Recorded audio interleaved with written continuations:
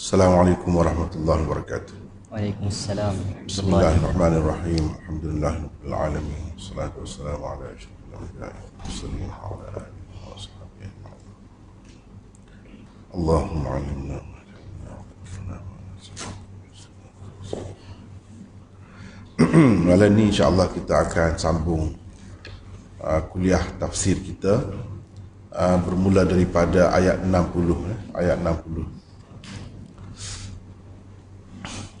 أعوذ بالله من الشيطان الرجيم وإذ استسقى موسى لقومه فقلنا اضرب بعصاك الحجر فانفجرت منه 12 عينا قد علم كل أناس مشربهم كلوا واشربوا من رزق الله ولا تعثروا في الأرض مفسدين.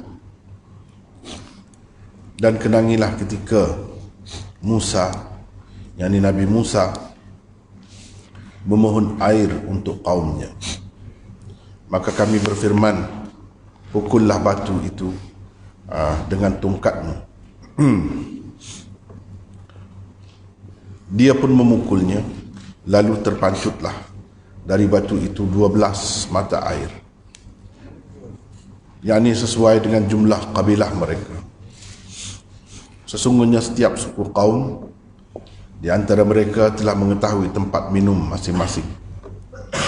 Dan kami berfirman, makanlah dan minumlah rezeki dari Allah itu, dan janganlah kamu berselerakan di muka bumi membuat kerosakan.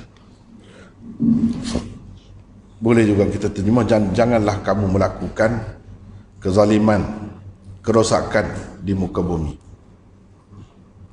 Itu ayat yang ke-60.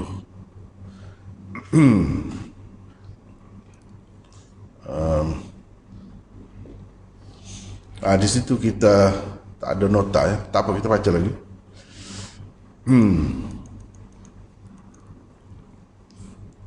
Seterusnya ayat yang ke-61 dan seterusnya.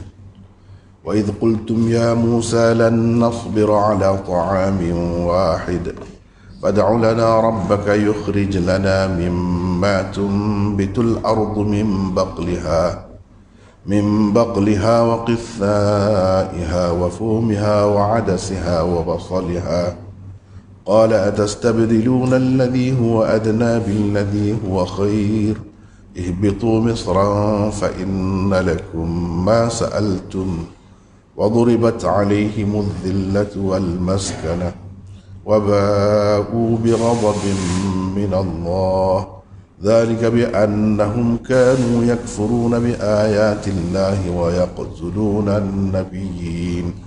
ويقتلون النبيين بغير الحق ذلك بما عصوا وكانوا يعتدون إن الذين آمنوا والذين هادوا والنصارى والصابئين من آمن بالله واليوم الآخر وعمل صالحا فلهم أجرهم عند ربهم ولا خوف عليهم ولا هم يحزنون وإذ أخذنا ميثاقكم ورفعنا فوقكم الطور خذوا ما آتيناكم بقوة واذكروا ما فيه لعلكم تتقون ثم توليتم من بعد ذلك فلولا فضل الله عليكم ورحمته لكنتم من الخاسرين فلولا فضل الله عليكم ورحمته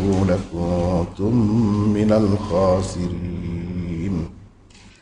Dan kenangilah ketika kamu berkata, wahai Musa, kami tidak tahan lagi makan sejenis makanan sahaja, iaitu manna dan salwa.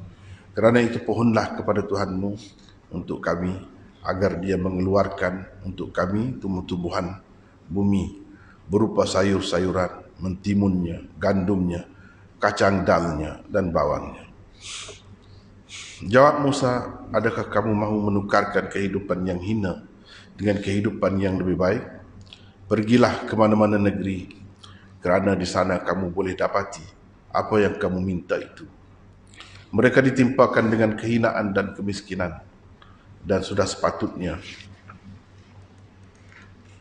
mereka mendapat kemurkaan dari Allah. Balasan itu ialah kerana mereka mengingkari ayat-ayat Allah, yakni perintah-perintah dan mukjizat-mukjizat yang membuktikan kebesarannya, dan membunuh nabi-nabi dengan tidak ada alasan yang benar. Balasan itu ialah kerana mereka menderhaka dan sentiasa melakukan pencerobohan. Sesungguhnya orang-orang yang beriman, orang-orang Yahudi, orang-orang Nasrani dan orang-orang Sabi'in, siapa saja di antara mereka itu yang benar-benar beriman kepada Allah hari kemudian dan beramal saleh, mereka akan menerima pahala dari Tuhan mereka. Tiada lagi sebarang ketakutan kepada mereka, dan mereka juga tidak akan berduka cita.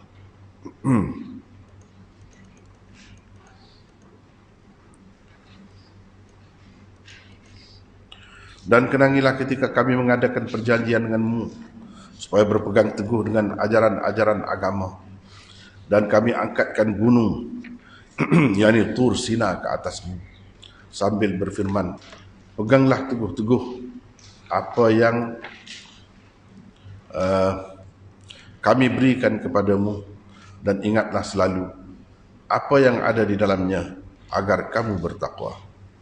Kemudian kamu berpaling setelah itu, yakni setelah adanya perjanjian itu, kalaulah tidak kerana adanya limpah kurnia Allah dan rahmatnya atasmu, niscaya kamu berada di dalam golongan orang-orang yang benar-benar rugi.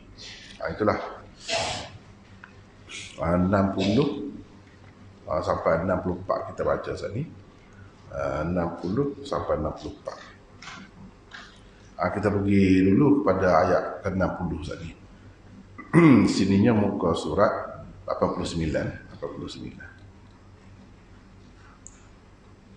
Wa idh istasqa Musa liqaumihi faqul nadrib bi'asaka al-hajar fanfajarat minhu 12 'ayna qad 'alima kullu unasin mashrabahum kulu washrabu min rizqillah wa la ta'thaw fil ardi mufsidin. Dan kenangilah ketika Musa, dan ketika, gitu je asalnya ni. Tapi dalam kurungan itu, dalam bracket tu, kenangilah itu takdir. Itu yang ditakdirkan. Itu orang panggil yang ditakdirkan. Sebab kalau mengikut kaedah bahasa Arabnya, bila ada id itu dia kena ada takdir gitu. Mana uzkur id, ingatlah, kenangilah ketika. Musa maksudnya Nabi Musa, bukan Musa lain kan. Maksud di sini ialah Musa, tapi Allah SWT sebut gitu ya, dia tak sebut Nabi. Moga Allah SWT maha tinggi kan. Musa itu pun salah seorang hamba dia juga, dia sebut nama gitu ya, Musa. Memohon air untuk kaumnya. Musa memohon air untuk kaumnya. Jadi bila dia minta tu, kami pun kata, idrib bi'asaka, pukullah bi'asaka, dengan tongkatmu, pukullah batu itu dengan tongkatmu. Mana bi'asaka al-hajar. Jadi fanfajarat, fadaraba, dia pun memukulnya. Bila Tuhan kata idrib bi'asaka al-hajar fadaraba, maka dia pun memukulnya. Hasil daripada pukulan itu fanfajarat, terpancutlah dari batu itu 12 mata air.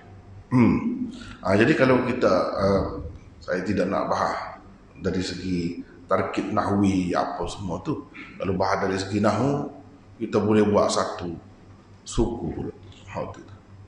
Daripada awal sampai akhir bahan nahwu, sesat, i'rab. Ni apa gini, makna gini. Kalau orang pakai gini, makna dia jadi gini. tapi rasanya kurang sesuai untuk umum. Untuk umum waktu kurang sesuai. Dan benda itu sebenarnya sudah ada dalam kitab-kitab dalam bahasa Arab sangat banyak. Terutamanya i'rabul Quran. I'rabul Quran. I'rab Quran dan perbahasan tadi sudut nahwu dan balaghah. Bahasa Al-Quran itu memang banyak kitab dalam bahasa Arab. Tapi ia berguna kepada orang-orang yang reti waktu lah. Untuk umum ni tak berguna sangat. Tak berguna sangat. Tapi kepada orang yang ngaji, semestinya kena tahu, kena baca juga. Barulah kita tahu macam mana sebelum fan fajarat itu ada gapo yang dibuat. Itu bahasa Quran. Fadaraba, fan fajarat.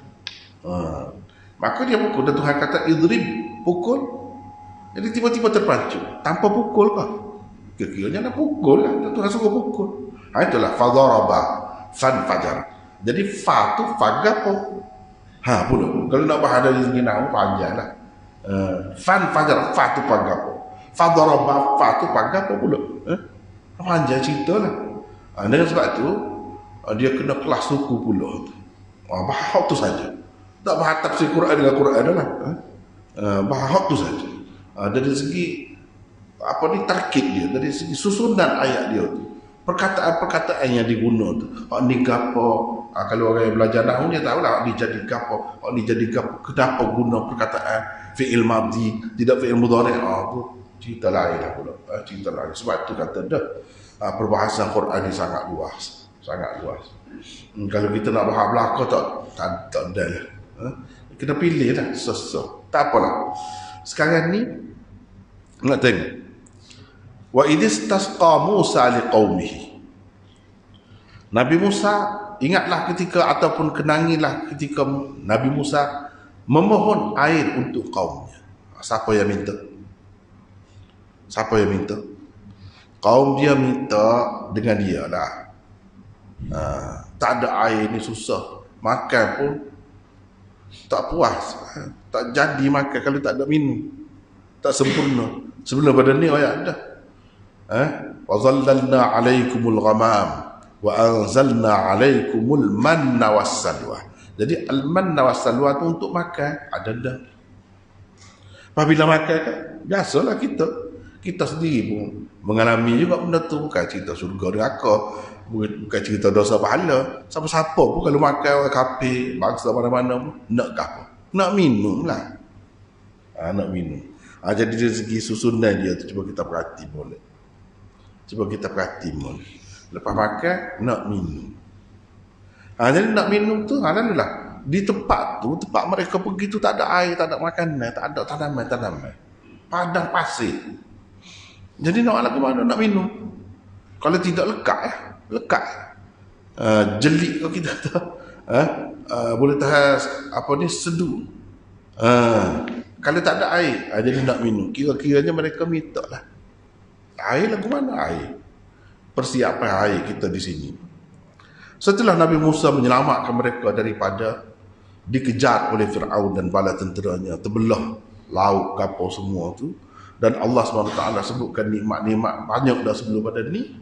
Ini satu lagi nikmat yang disebutkan supaya dikenang oleh Bani Israel, dan mereka sepatutnya mengenanginya sampai ke anak cucu. Sebab benda ni tak berlaku ni kepada orang lain, kepada bangsa lain dalam sejarah. Hanya berlaku kepada mereka. Ini berkait dengan mukjizat Nabi lah. Begitu banyak Allah SWT bagi nikmat kepada mereka. Jadi Nabi Musa pun minta lah. Kira-kira istasqa Musa liqaumihi. Nabi Musa minta seorang.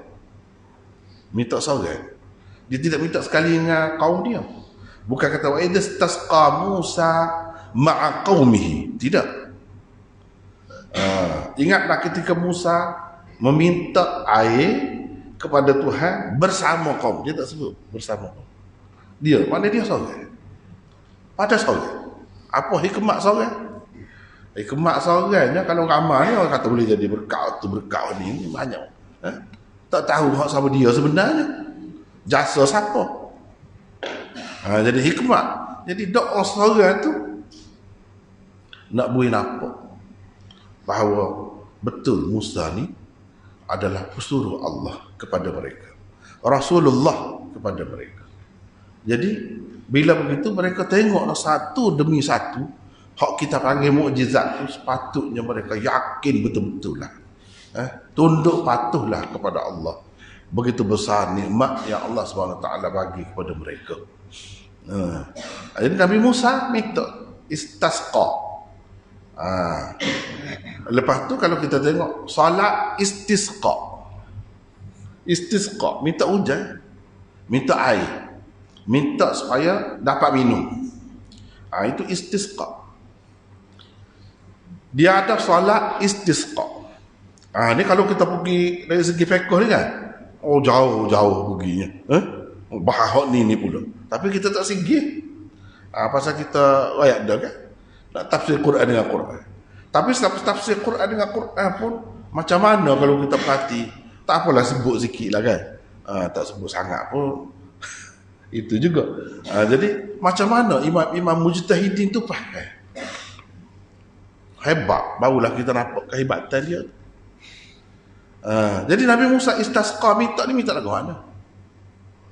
Kalau kita belajar dah kan sikit sebanyak ni, tahulah kalau musim kemarau ke apa kan, sembahyang istisqa, ada salat istisqa. Lepas tu berdoa. Hak mana hakikat sebenarnya dalam istisqa? Sembahyang ke doa? Itu persoalan. Jawabnya doa. Itu sebab Imam Abu Hanifah, sebab tu kata pergi keluar dah tu. Tapi sikit nak ayat sikit, cara dia faham tu. Imam Abu Hanifah kata hakikat istisqa ni doa, bukan sembahyang. Mana kalau tak sembahyang pun tak apa, tidak syarat sembahyang, doa saja. Doa tu sebenarnya hakikatnya. Cuma kalau sembahyang berdasarkan, sebab dalam Quran sebut istisqa, minta saja, tak ada sebut sembahyang. Itu hakikatnya. Hakikat istisqa tu makna ruh dia doa. Dalam sembahyang tu pun doa juga. Kalau tak ada sembahyang pun bagi dia sudah terlaksana. Kita nak minta hujan dengan Allah SWT bila kemarau tu dengan doa saja pun sudah memadai. Cuma kalau kita solat sembahyang lebih menyempurnakan lagi, sebab Nabi buat gitu. Hak tu berdasarkan hadis Nabi, bukan berdasarkan Quran. Cuba perhati tepat-tepat hak minta hujan, minta air ni lagu mana? Adakah dia sebut sembahyang? Tak ada. Sebab itu Imam Abu Hanifah ni cara dia faham Quran nombor satu, hak lain bawah. Tak boleh kita samakan hak lain dengan Quran. Quran dulu kita tengok Quran setakat mana. Hak itulah kita anggap sebagai ruh dia, sebagai benda yang utama dalam istisqa itu, iaitu doa. Nabi Musa doa, tak ada sebut sembahyang sini. Tapi sebab kita kata tadi lah, orang-orang lain pun kata sembahyang istisqa bukan wajib pun, sunat. Sebab itu kata sunat. Sebab ia tidak sabit berdasarkan Quran. Tapi kalau tak ada doa minta, tak ada istisqa. Hakikat istisqa tu ialah minta doa. Sembahyang tu itu suatu kelebihan, suatu yang menyempurnakan, melengkapkan lagi. Kalau tak ada pun, ia dah ada dah hakikatnya tu. Kalau tak ada pun ada dah hakikatnya. Tak apalah. Ketika Musa, yakni Nabi Musa memohon air untuk kaumnya, faqul nadrib, kami pun kata pukullah, bi'asaka, dengan tongkat. Daripada sini kita tahu bahawa tongkat tu ada dah. Tongkat ni bila dapat tongkat ni? Mana tongkat ni? Kalau kita baca Quran, tafsir dengan Quran, kita boleh tahu tongkat ni dapat di Madian, dengan tok tua dia Nabi Syuaib. Tok tua dia boleh tongkat, asalnya situ. Lepas tu Tuhan beri kelebihan lagi kepada tongkat ni. Bukan tongkat tu tak tahu mana atas langit ada. Tongkat tu tongkat ada dengan Nabi Syuaib. Cuma bila dia bawa tongkat tu, Tuhan beri lagi kelebihan. Tu gapo tangan tu, Tuhan tanya, tongkat kata dia, buat gapo dengan tongkat tu?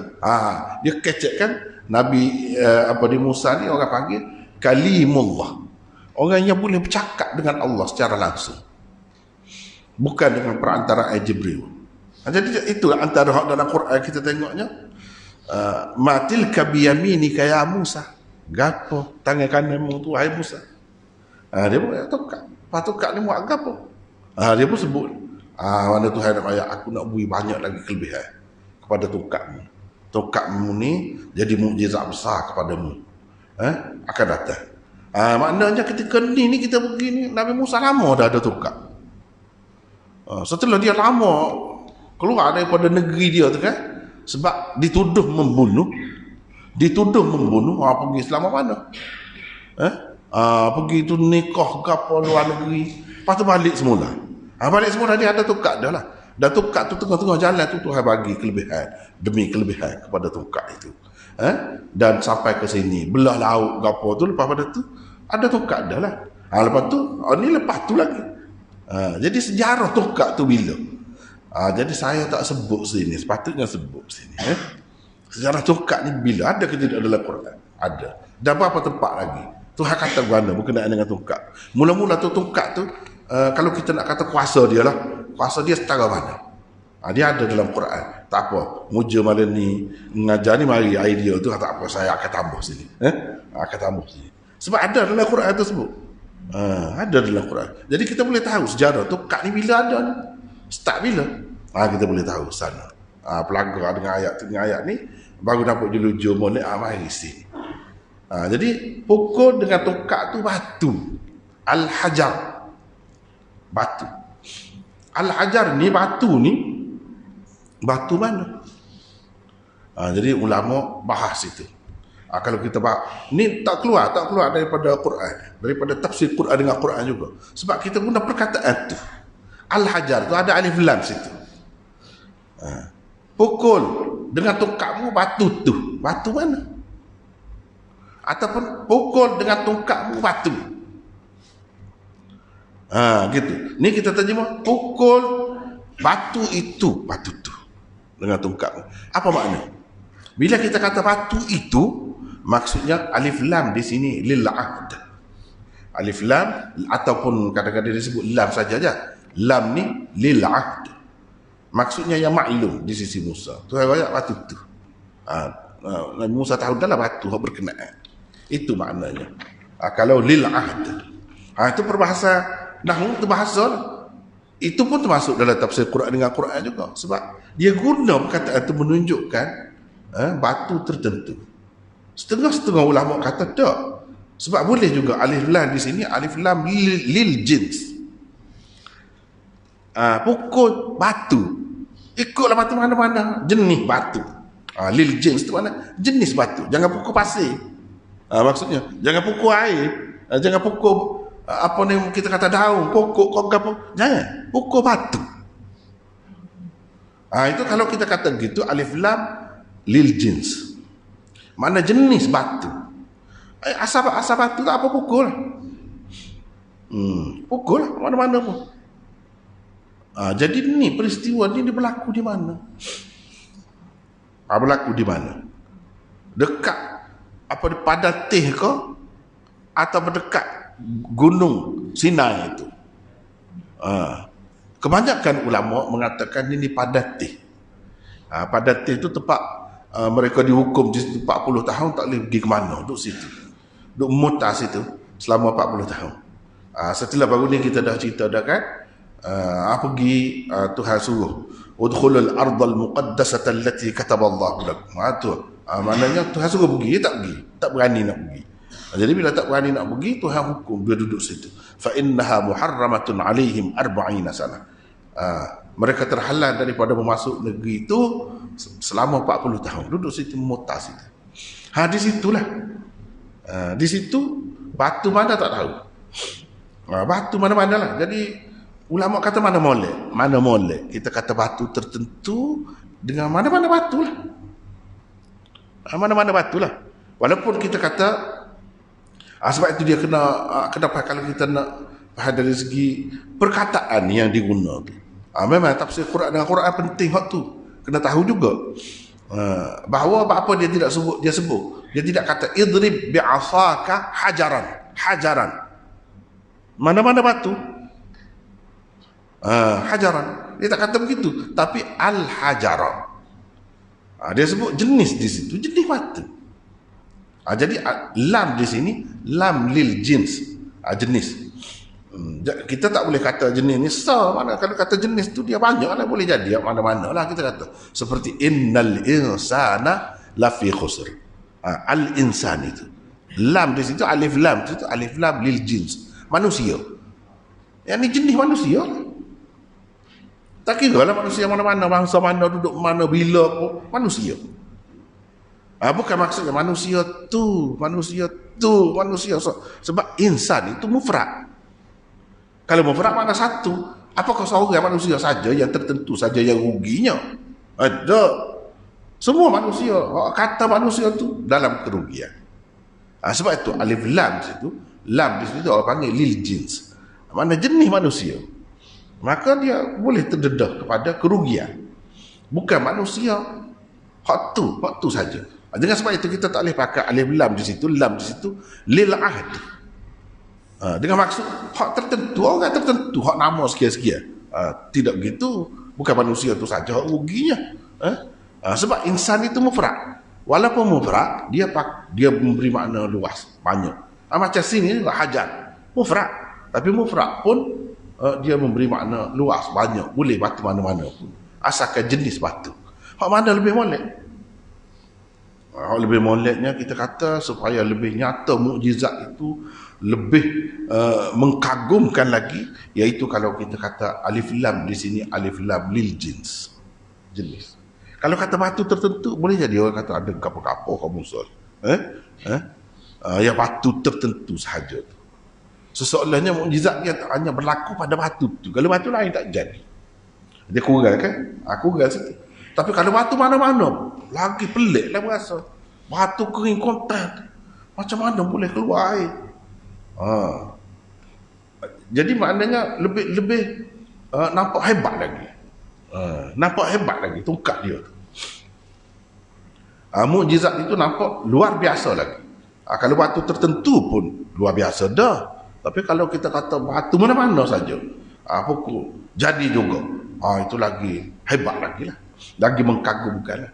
Lagi nampak ini pertolongan Allah. Ini Rasul Allah. Jadi pukullah dengan tongkatmu batu. Pukul batu. Jangan pukul gol lain, pukul batu. Dia suruh pukul batu. Jadi gitulah. Maknanya kira-kira kalau tak ada itu pun tak apa. Kalau ada itu pun tak apa. Sesungguhnya manusia dalam kerugian. Sesungguhnya manusia itu dalam kerugian. Itu maksud manusia lah. Bukan manusia tertentu. Itu berbahasa dari sudut bahasa. Dengan sebab itu di tafsir Quran dengan Quran ni, salah satunya dia tengok dari sudut bahasa. Bahasa yang diguna tu lagu mana. Bahasa yang diguna tu lagu mana. Jadi kami kata kepada Musa, pukullah batu itu dengan tongkat. Maka terpancarlah terus. Dia tak ada sebut di situ. Itu bahasa Quran ni. Bahasa dia memang ringkas-ringkas. Tetapi kita boleh faham. Walaupun ringkas pun. Lalu terpancar. Dah tak ni tu hai suruh pukul. Katakan Nabi Musa tak pukul. Mestilah dia ada pukul. Walaupun buat pun kita faham sendirilah. Hasil daripada pukulan itu, dengan sebab pukul itu, maka berlakulah hak ni. Dia sebut hak berlaku saja, kesan saja. Sebut kesan saja. Perbuatan yang menyebabkan ada kesan tu dia tak sebut. Kira-kira maklum dah. Maklum daripada mana? Kan Tuhan suruh kesan ni. Sebab itu kita buat dalam kurungan tu. Kalau terjemahan yang molek, memang gitulah. Dia kena jaga benda-benda gitu. Supaya apa? Supaya tidak jadi keliru. Seseolahnya Nabi Musa tak pukul, Tuhan suruh pukul pun dia tak pukul, terus terpancar tu selepas pukul ke tidak, tak tahu. Pada kira-kiranya orang panggil pada takdirnya. Inilah yang ditakdirkan ada. Dia pun memukulnya. Jadi bila Tuhan kata pukul, dia pun pukul. Lalu terpancuklah air dari batu itu 12 mata air. 12 mata air.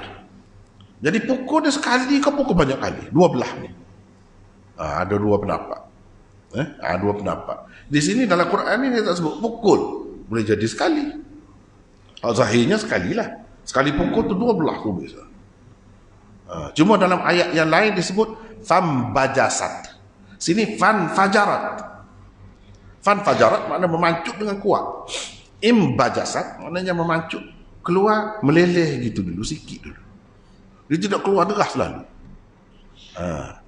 Maknanya kedua-dua tu boleh terima, betul. Dalam Quran itu sebut kedua-duanya. Ada sebut peringkat permulaan dan sebut seterusnya. Mana keadaan batu air itu pelik. Air itu pelik. Maknanya kalau perlu sikit dia keluar sikit. Kalau perlu banyak dia keluar banyak. Lepas tu kalau berhenti agak-agak jalan ni nampak dah sikit kan. Orang sampai dulu tak nampak. Di masjid-masjid yang besar-besar kan. Balik Kuala Lumpur mana tu kan. Hola tangan tu biar air. Tak tahu pecek mana. Tak ada pecek. Lepas tu lari tangan tak ada tutup. Lagu tu. Lagu tu lah. Cuma ni manusia buat. Siapa-siapa buat kalau mengikut kaedah dia tu, mengikut sistem dia tu akan jadilah, tidak jadi mukjizat. Ketika tu memang tak ada air, tak tahu mana air. Lepas tu batu. Tak pernah habis lah. Itu mukjizat. Beza. Ni ada taki, tahu dah taki tu. Ada saluran, ada kap, nak siapa dah keluar air. Cumanya dia itulah teknologi tu. Tinggi. Ada dari segitu, kita tengok gitulah. Jadi hak ni pun nasabahnya pukul sekali. Tapi ialah kalau mengikut pendapat ulama, dia kata pukul banyak kali, 12 lah. Pukul. Setiap satu pukul tu keluar gitu. Tapi hak zahir sini tak ada nampak lah 12 kali. Hak zahirnya nampak pukul sekali. Tubik mata air. Jadi mata air tu sifatnya macam mana lagu tu lah. Seperti apa ni kita kata paip sekarang ni. Setengah-setengah paip tu kita hondak tangan dia keluar.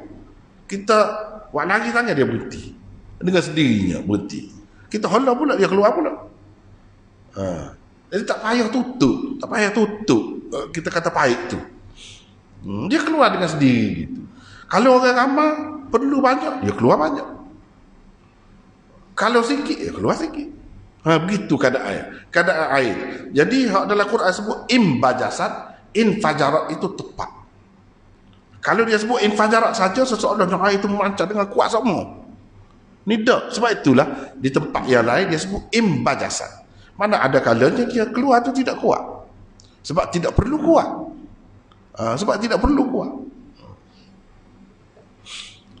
Dia pun memukulnya, lalu terpancutlah air dari batu itu 12. Terpancutlah dari batu itu 12 mata air.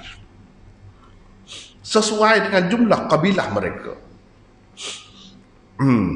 Asbaq, Sibt. Asbaq ni anak cucu. Dia ramai-ramai lama-lama anak cucu Nabi Yaqub ni. Daripada 12 orang anak dia. Setiap orang anak dia tu dia ada keturunan pula. Amalah jadi kabilah. Dia panggil, kalau di kalangan mereka dipanggil Asbaq. Sibt, Asbaq. Kalau di kalangan Arab dia panggil kabilah. Jadi setiap satu anak dia tu kemudiannya di bawah dia tu jadi pecah-pecah dia tu amalah. Jadi satu kabilah. Sebab anak Nabi Yaqub itu ada 12 orang. Dia ada 12 orang anak dia. Adik-beradik Nabi Yusuf tu lah. Adik-beradik Nabi Yusuf tu. Jadi pecah-pecah mereka itu jadi 12 kumpulan yang besar, kabilah, suku kaum. Sesungguhnya setiap suku kaum di antara mereka telah mengetahui tempat minumnya masing-masing. Tempat minumnya masing-masing. Tahu dah. Orang ni pergi situ ambil tempat dia lah, kumpulan dia. Orang ni pergi tempat dia, mata air dia. Gitu kira-kiranya. Daripada sini kita dapat faham bahawa boleh ada khusus itu. Khusus itu. Ni khusus untuk kaum ni khusus untuk buat ni. Tidak jadi kesalahan. Buat khusus begitu. Supaya apa? Supaya tidak jadi bertelagah. Sebab biasanya kalau dekat adik-beradik ni dia mesra. Tapi kalau masuk orang lain dia ada buah tak puas hati, buah gitu gini macam-macam lah. Tak ambil banyak, padahal tak ada pun lebih daripada Tuan asal lah ambil, macam-macam dia timbul. Tapi kalau puak yang sama dia lain. Ini menunjukkan boleh mana kita buat kumpulan-kumpulan tertentu tu, dia dapat ni dapat ni, tidak salah buat lagu tu. Seperti mana Nabi Musa dulu pun buat gitu, dan Allah SWT bagi lagu tu. Menunjukkan benda tu tidak salah lah kalau Allah SWT bagi. Dan adanya kabilah-kabilah, adanya puak-puak, adanya bangsa-bangsa ni memang kejadian Tuhan. Dan Allah SWT merestuinya. Bukan kata Allah SWT hak naknya biar tak ada belaka bangsa ni, biar jadi sah belaka. Itu umat, orang panggil umat tu memanglah nak sah. Tapi bangsa tu tidak perlu sah. Bangsa tu dan rumah pun tidak perlu sebuah. Ni rumah keluarga ni, ada rumah suku dengan keistimewaan ada, tak apa lagu tu. Tetapi cita-cita bangsa umat itu kena sama. Iaitu perkara-perkara asas lah. Orang panggil umat Islam ni adalah ciri-ciri dia, dengan tauhid dia, dengan kepercayaan dia, akidah dia, dengan syariatnya. Itu umat. Orang panggil umat tu terikatlah dengan waktu belaka. Tapi cara hidup ni, untuk hidup dalam keluarga masing-masing itu tak apa suku-suku pun tidak jadi salah. Qad alima kullu unasin mashrabahum kulu washrabu. Jadi hak ni kalau kita nak kaitkan rabt, itu orang panggil rabt, perkaitan di antara ayat ini dengan ayat sebelumnya. Apa kaitan dengan ayat sebelumnya? Wa dhallalna 'alaikumul ghamam wa anzalna 'alaikumul manna wassalwa.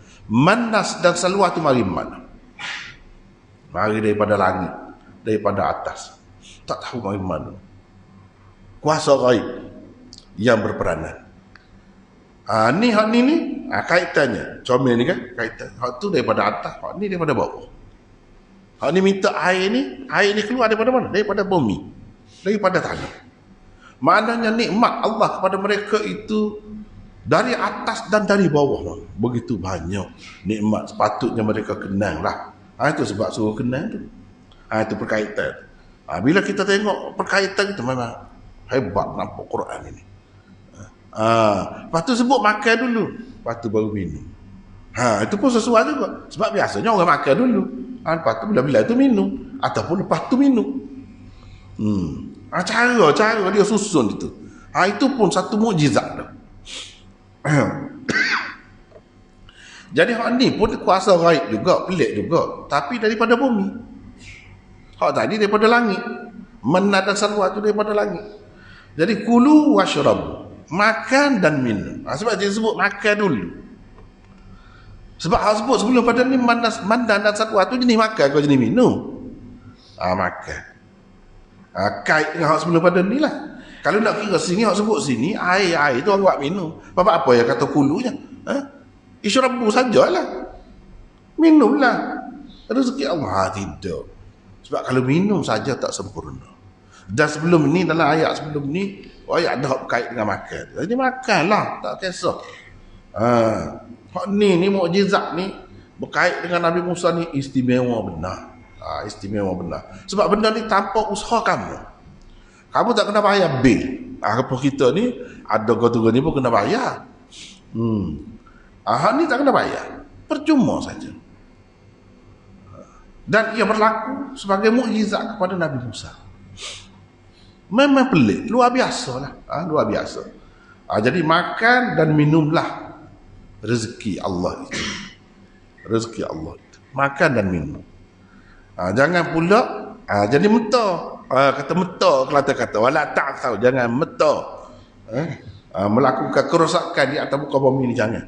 Biasa manusia dah kenyang, segar tubuh ni, mulalah nak buat benda tak boleh. Marilah nafsu.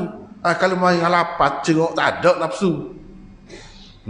Nafsu nak buat benda-benda tak boleh, tak ada.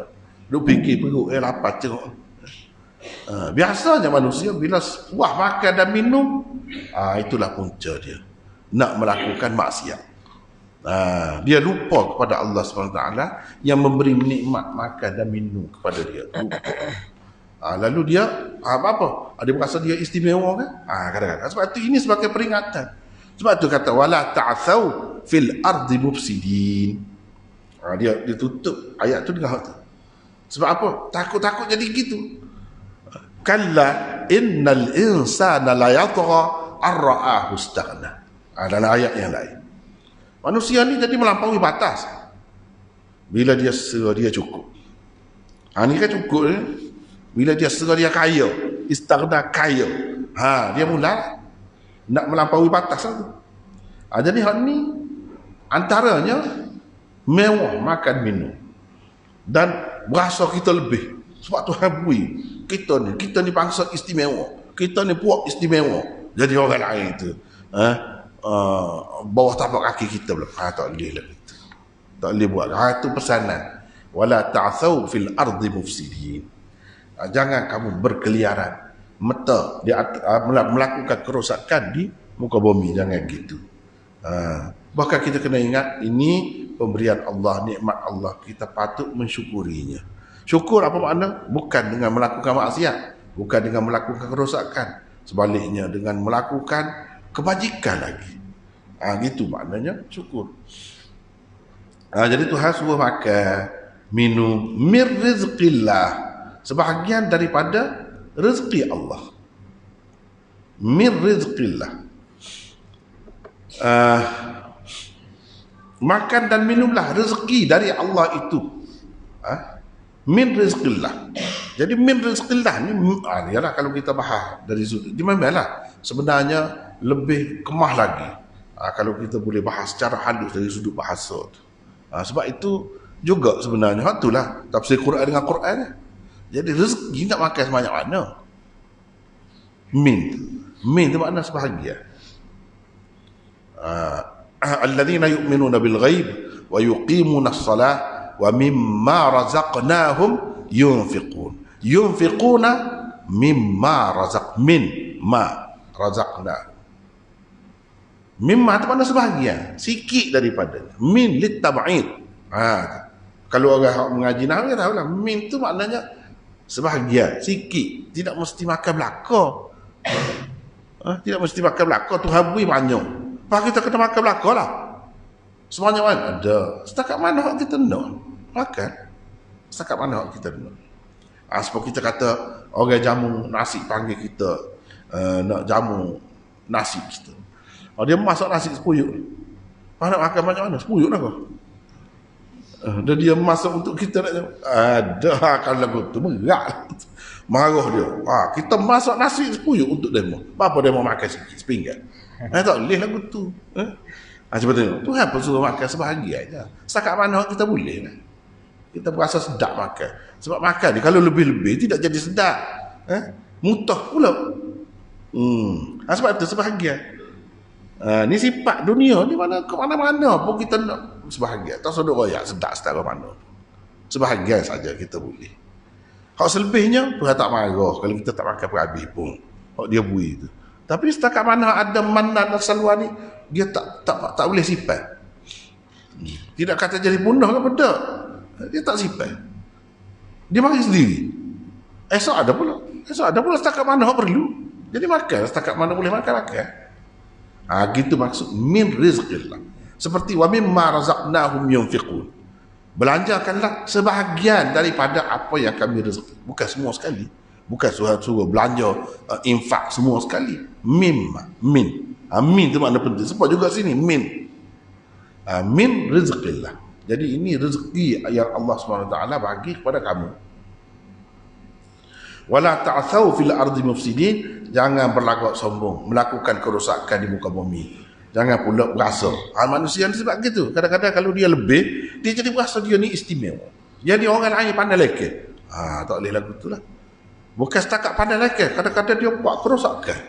Dia berasa tak ada nilai. Orang kalau dia bunuh pun tak ada gapo. Sebab bunuh nyamuk orang.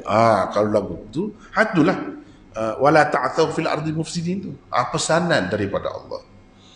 Dan Allah pesan ni memang berlaku. Demon ni bukan sekadar tu. Lupa dah nikmat Allah SWT. Itu nanti kita akan bertemu dalam ayat selepas ni.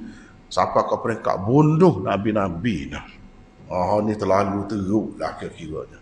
Terlalu tidak bersyukur. Terlalu dahsyat dalam melakukan kerosakan di muka bumi. Kalau orang-orang yang baik, kemuncak baiknya. Seperti nabi-nabi itu boleh bunuh, tak tahulah. Orang lain tak ada pelik lah kalau nak bunuh orang lain. Kalau nabi pun dia sanggup. Itu nak ayat teruk manusia ni sampai ke kemuncaknya. Mereka ni. Jadi lepas pada ni, mulalah Allah SWT nak sebut. Setelah Allah SWT bagi banyak nikmat-nikmat kepada dia, sikap mereka tu macam mana? Mula nak sebut sikap-sikap ataupun perangai-perangai buruk Bani Israel. Hak tak sepatutnya berlaku pada orang-orang yang diberi oleh Allah begitu banyak nikmat. Sepatutnya tidak begitu. Tetapi sifat mereka itu pelik. Dia nak ayat sifat pelik. Dah apa sifat pelik tu? Kerana degil, kerana sombong. Padahal tu hafsah dah, jangan buat gini. Kerana lawan Nabi, kerana tidak bersyukur. Dan macam-macam lah perkara-perkara yang teruk-teruk yang mereka buat. Kerana itulah Allah SWT sebut pula keburukan. Tujuan sebut tu supaya mereka sendiri, anak cucu mereka tidak ikut langkah-langkah nenek moyang mereka. Dan manusia-manusia yang lain pula jangan jadi macam tu. Itu tujuannya. Jadi hak tu jadikan sebagai contoh tauladan sejarah. Benda tu telah berlaku. Baiklah, lepas tu kita pergi kepada ayat ni. Daripada ayat 61 dan seterusnya. Wa idh qultum ya Musa lan nasbira ala ta'amin wahid. Dan kenangilah ketika kamu berkata, wahai Musa, kami tidak tahan lagi. Ataupun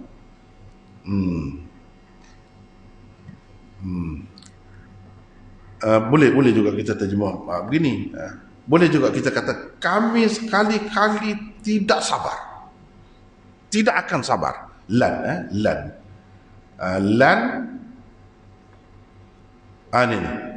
Ini cuba tengok sini. Yang kita buat gelak tu lan. Bila dia masuk pada fi'il mudhari', orang panggil, orang yang mengaji nahwu dia tahu. Lan harfu nafyin wa nasbin wa istiqbalin. Dan satu lagi, ta'kid. Lan li ta'kid, memberi makna kuat sekali-kali. Boleh. Kalau kita nak terjemah lagu tu pun boleh. Sebab memandangkan dia tu memberi makna apa? Memberi makna akan datang. Dan nafi, tidak, makna tidak. Akan, tidak akan, itu istiqbal. Nasab, makna fi'il mudhari' itu bukan nasbiru tapi nasbira, itu nasab. Dan ta'kid yang memberi makna kuat. Maknanya sekali-kali tidak akan. Begitu. Sekali-kali tidak akan. Halan itu saja. Jadi kalau kita kata kami tidak tahan lagi makan sejenis makanan sahaja. Satu lagi, kami tidak akan bersabar. Sekali-kali. Kami sekali-kali tidak akan bersabar. Kalau lagu tu lebih kuat lagi. Kenapa Allah SWT murka, marah kepada mereka? Sebab cara kecil. Kalau supaya saya terjemah saat ni, lebih nampak ganas cara dia kecil tu, kasar, kurang ajar, lebih kurang ajar. Jadi kita kata kami sekali-kali tidak. Baik, kita tulis sekali-kali tidak akan bersabar. Gitu. Kami sekali-kali tidak akan bersabar memakan sejenis makanan sahaja. Gitu. Boleh juga. Lan nasbira ala ta'amin wahid. Boleh juga kalau kita nak buat gini, wahai Musa, kami sekali-kali. Sekali-kali itu makna takkid. Tidak, tidak tu lan, mana tidak ada situ. Akan bersabar. Kami tak akan sabar. Itu macam cabaran tu. Macam dia ugut Nabi Musa. Sebab tu kalau kita terjemah gini lebih makna mendalam lagi. Cabaran dia tu yang tak sepatutnya dia kecek gitu dengan Nabi Musa. Lan wa idh qultum ya Musa, wahai Musa. Itu cabaran tu. Patutnya dia kata, ya Nabi Allah, ya Rasulullah, ya Kalim Allah. Itu beradab. Seperti sahabat-sahabat kecek kan? Ada kata, ya Muhammad? Tak ada kan? Ya Rasulullah, ya Nabi Allah. Gitu. Ya Habib Allah, wahai kekasih Allah. Itu cara orang beriman. Dah banyak dah tengok kurniaan Allah, nikmat Allah kepada kita. Sebab orang ni. Tengok kecek tu. Wahai Musa. Hai Musa. Cara kecek.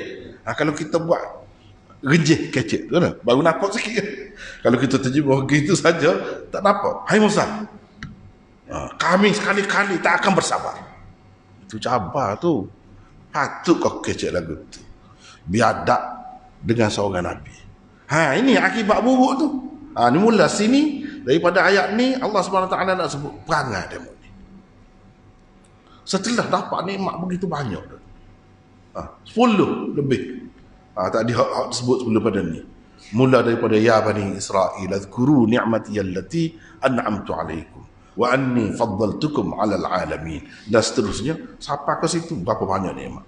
Besar-besar, mati dah hidup balik lagi. Tak nikmat besar. Padahal kesalahan buat tu beratlah. Tanpa Tuhan hukum mati, hidup balik.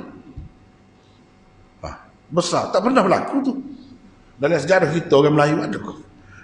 Satu ketika dulu mati, lepas tu hidup semula.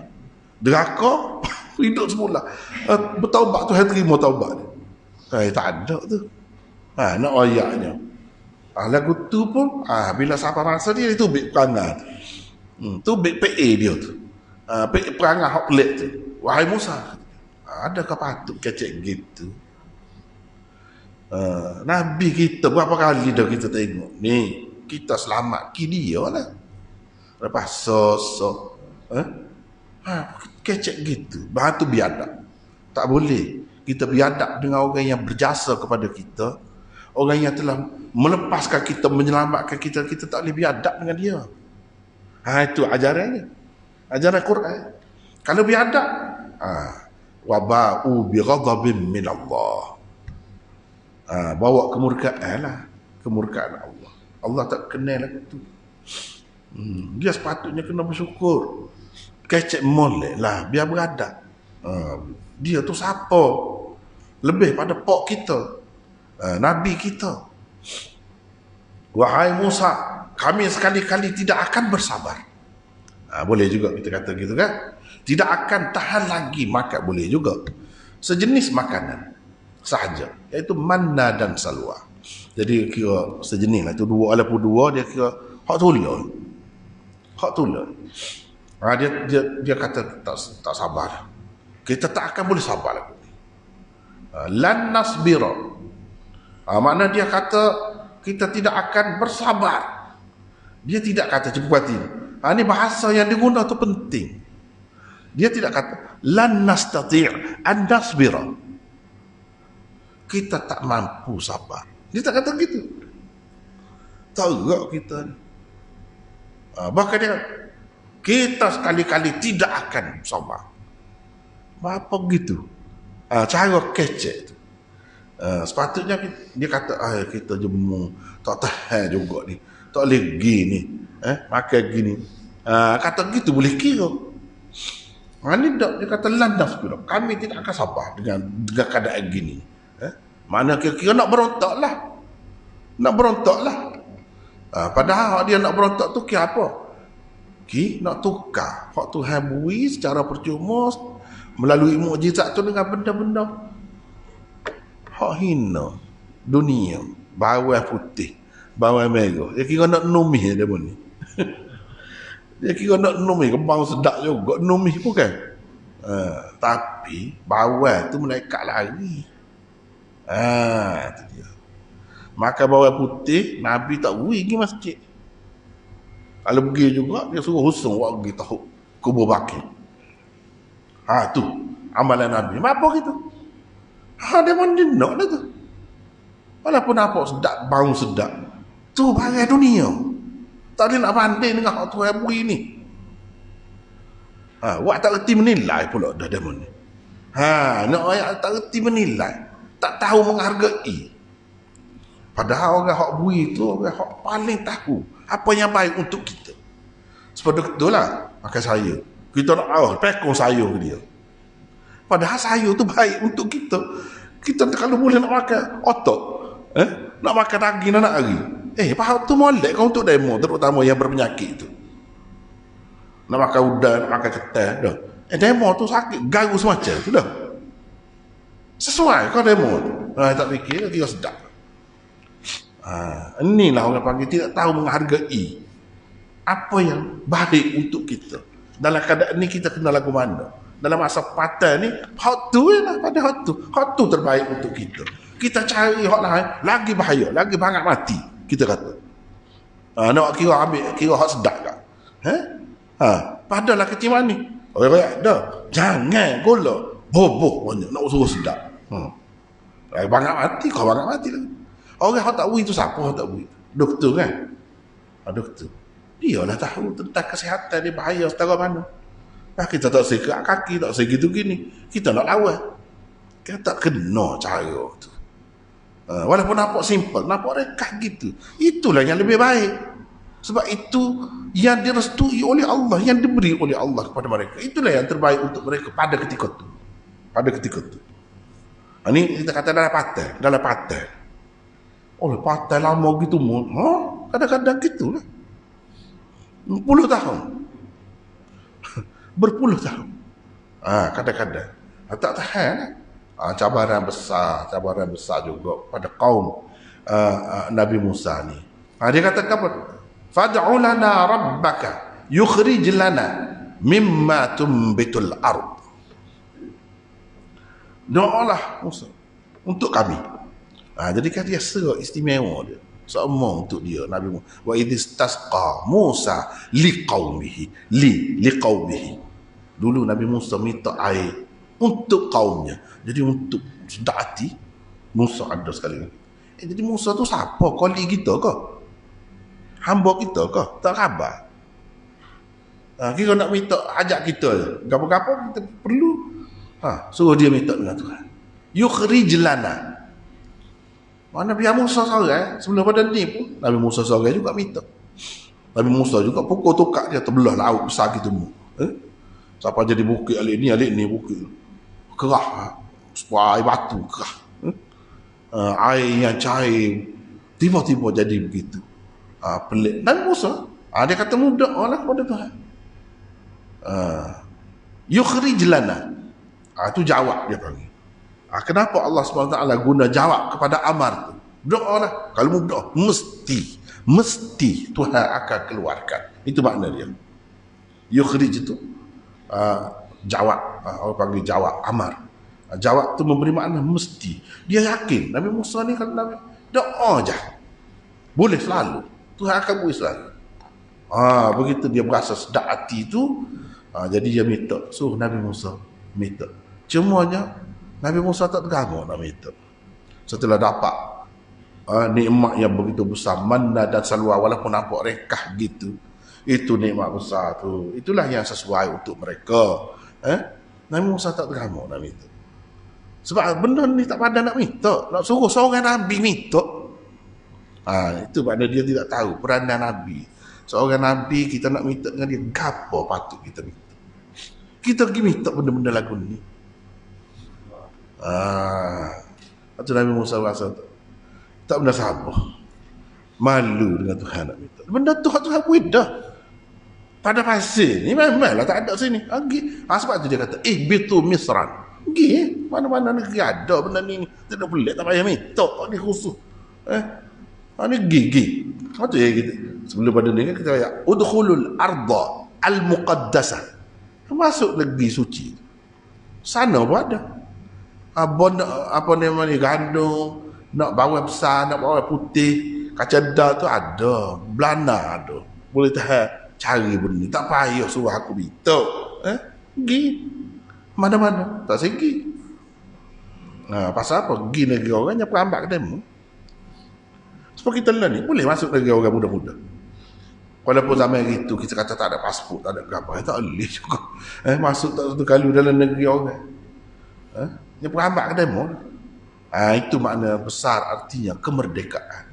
Ada negeri sendiri, besar maknanya. Itu satu nikmat yang besar daripada Allah SWT. Di mana bila kita tak ada negeri sendiri, ikut orang nak perambak. Dia nak pergi duduk apa hari? Cuba kita tengok. Kita pergi setengah-setengah negeri berapa hari je boleh? Seminggu. Lepas tu, dia cari boleh lah. Si ID dia cari. Egak dia tak masuk lokal dulu kita.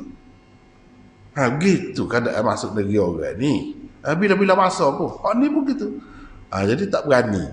Tak berani pergi seperti yang kita sebut sebelum ni lah. Tak apa. Ni.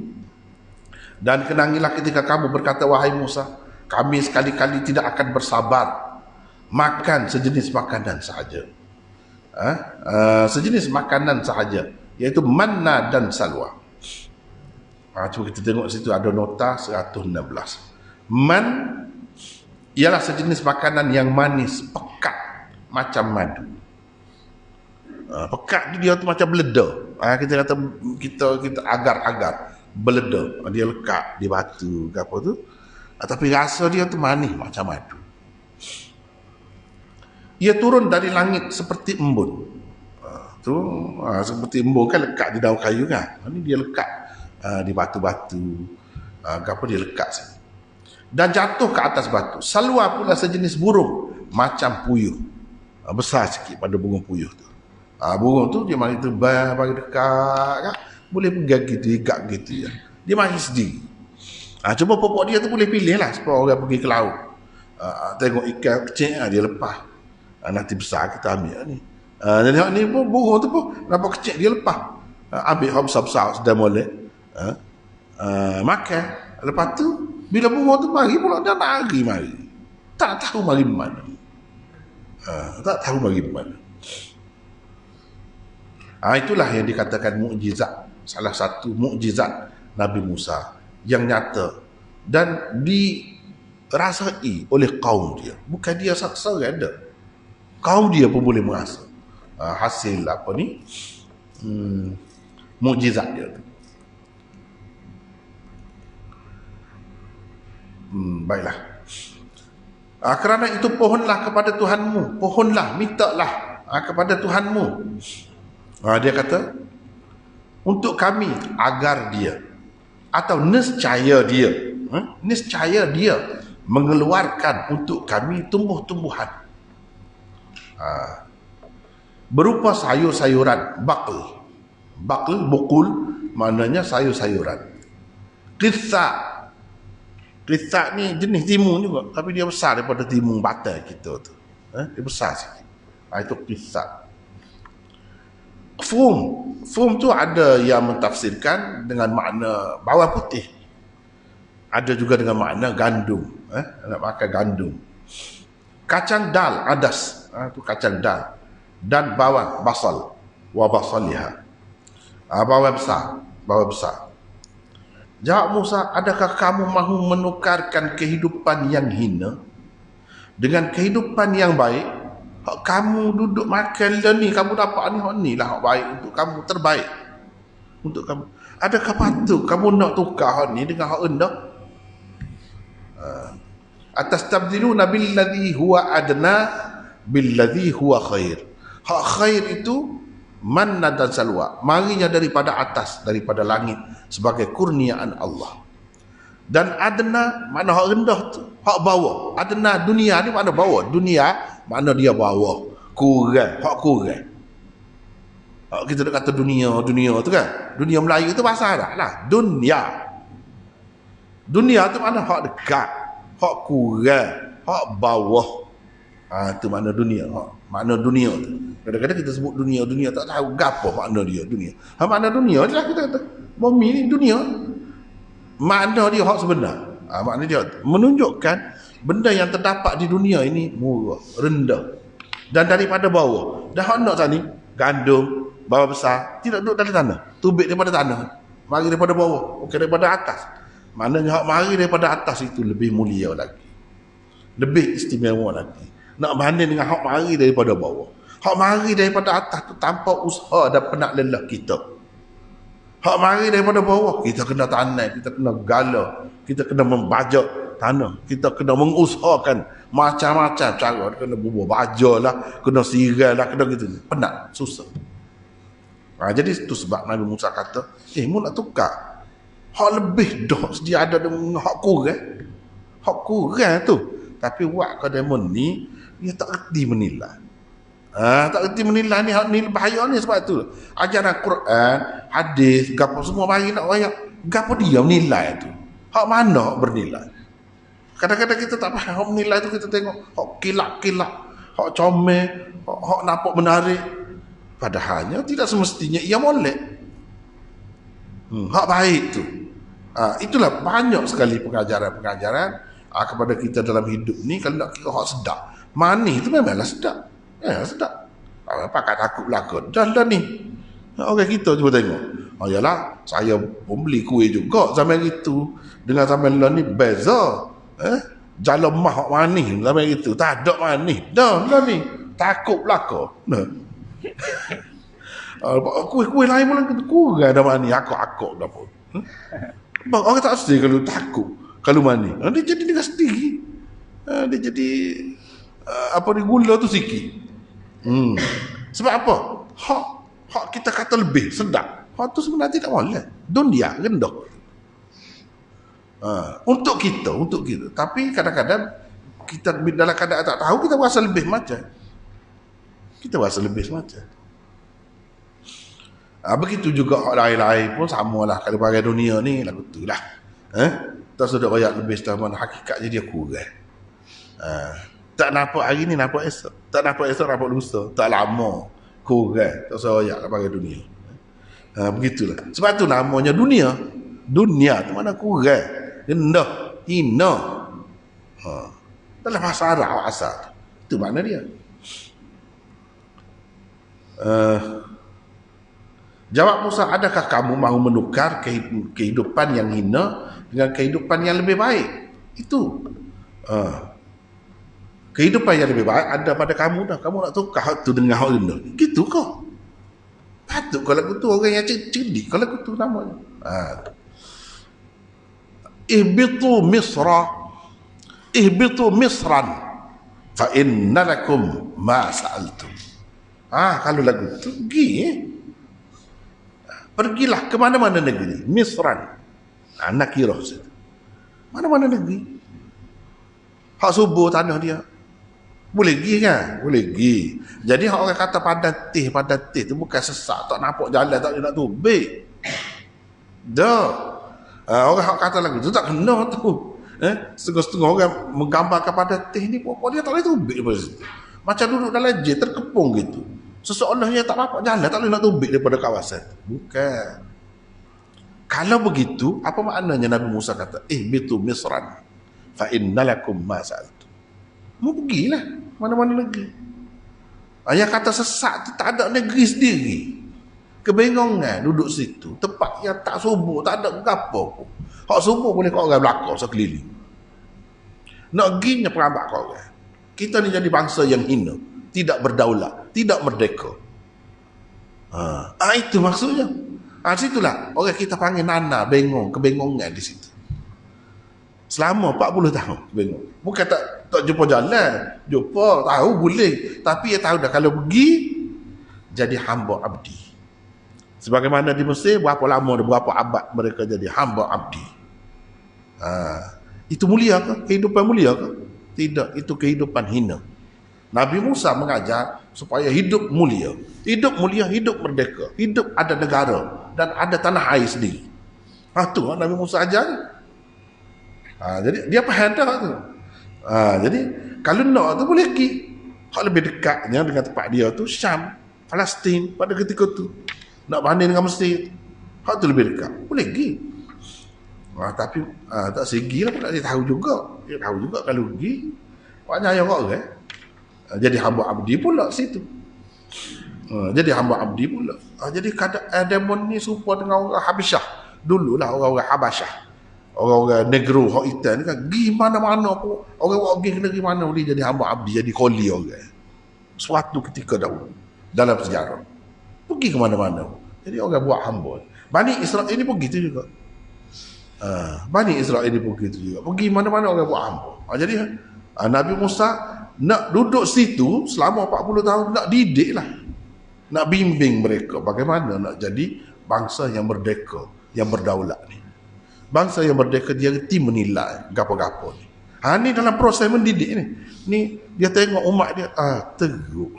Penat juga Nabi Musa. Kalau dia seorang biasa, sedih benar. Ni pun sedih juga. Kecewa. Sehingga Tuhan kata, fala ta'sa 'alal qaumil fasiqin.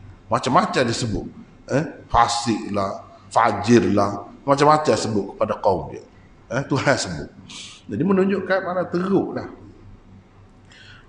Dalam membimbing tu Nabi Musa tengok macam mana umat dia ni. Tidak terbentuk, tidak terdidik, tidak terasuh. Sebab apa? Sebab peribadi dia tu, jiwa dia tu teruk. Teruk tu banyak faktor lah.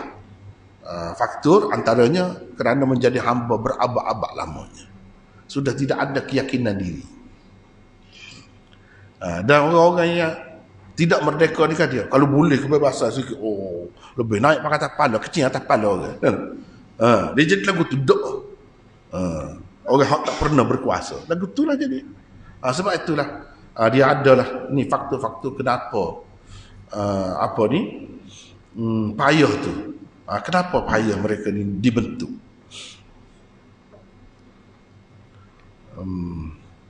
Dia tidak mengenal budi, lepas tu tidak tengok, tak boleh menilai molek. Jawab Musa ada, baik. Pergilah ke mana-mana negeri, kerana di sana kamu boleh dapati apa yang kamu minta-minta itu.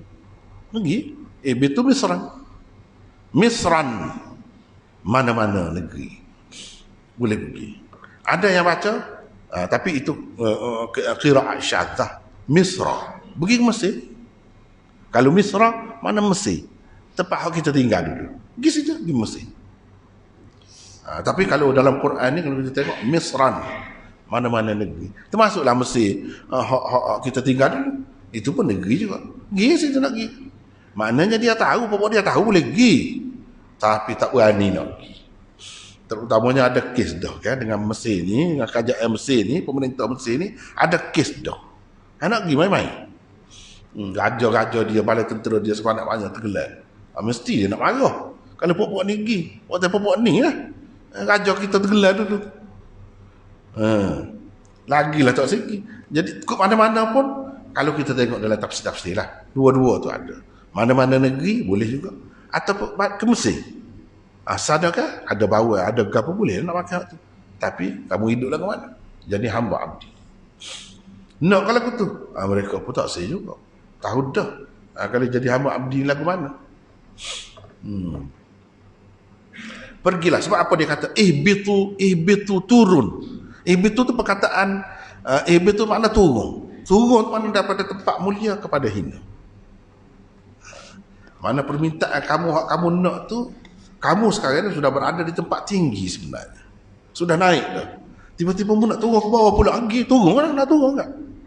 Ihbitu tu makna turun. Sebab dalam syurga kan, Nabi Adam dan Hawa itu, Allah SWT suruh turun ke bumi. Ihbitu. Ba'dukum li ba'din adu. Turun kamu. Turun tu daripada tempat tinggi kepada rendah. Jadi hak ni pun begitu juga.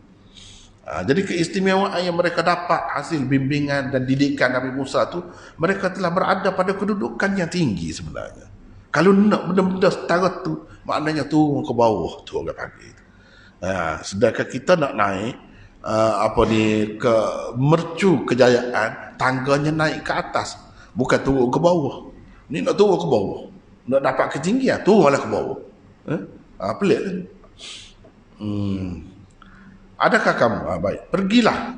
Kerana di sana fa innalakum ma sa'altum wa duribat 'alaihimud dhillatu wal maskanah. Mereka ditimpakan dengan kehinaan dan kemiskinan.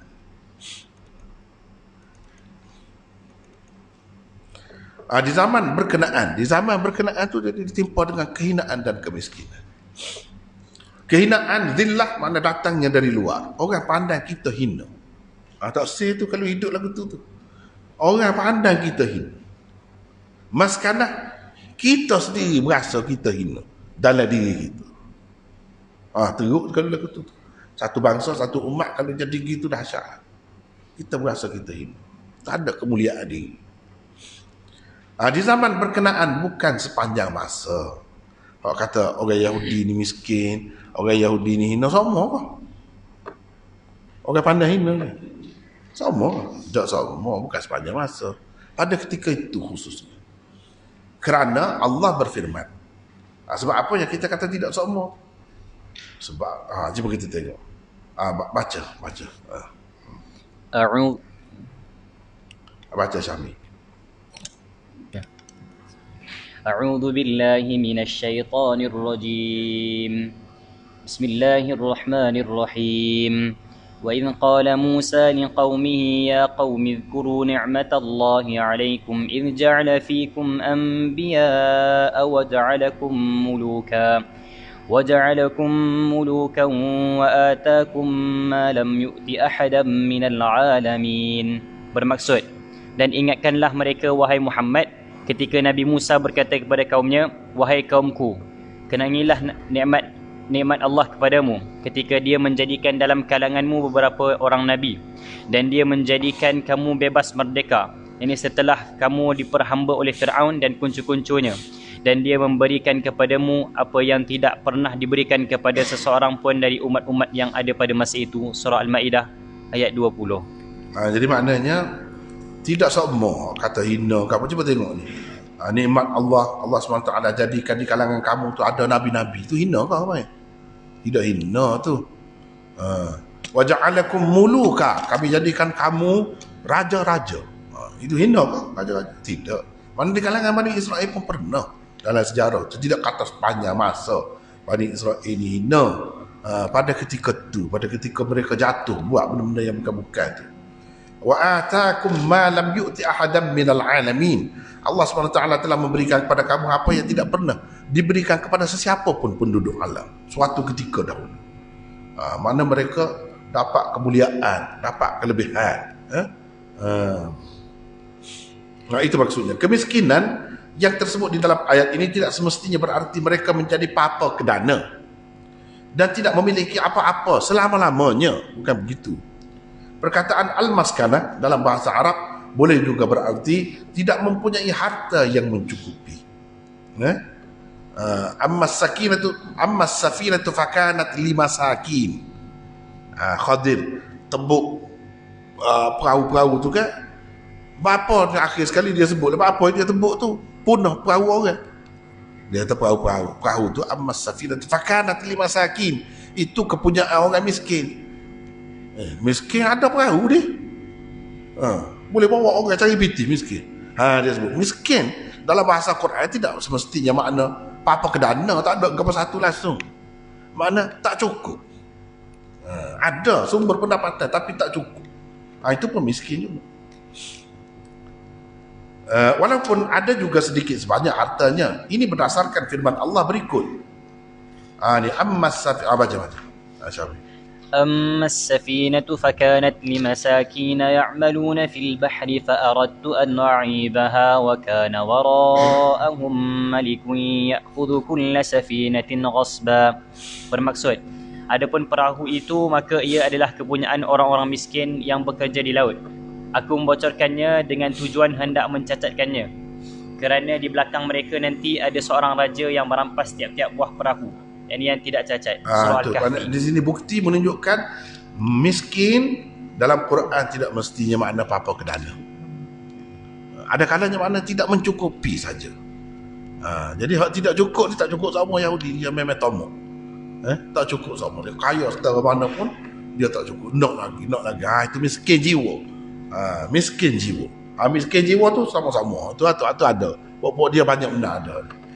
Jadi oleh kerana malam ni kita pun masa banyak dah, kita kena sekat tu dulu lah. Tak ada berapi juga ayat ni. InsyaAllah selepas ni lah.